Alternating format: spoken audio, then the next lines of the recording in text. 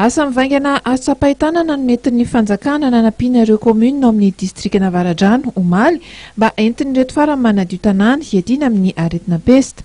Ny ministry ny rano sy ny angovo ary ny solika lantiny ana Rasolo Elson no tonga nanoditra fitaovam-panadiovana toy ny brouette, ny lapelle, sbik ary kifafa miampy petadrindrina fanentanana ho azy ireo tao amin'ny braon'ny distrikta Navaradrano ao Alasora notrony ny député Andry Amtanso Benjamin.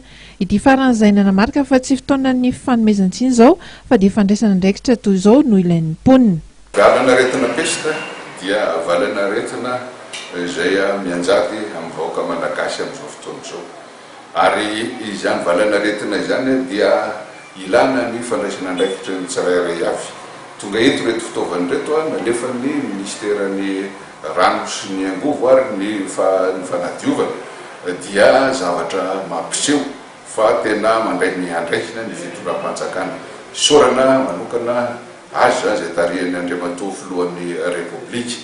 Io fa teny natao tena solom-bavabaoka hatrany am-boalohany mba le tena zavatra atrehany no andory ifanomezan-tanana.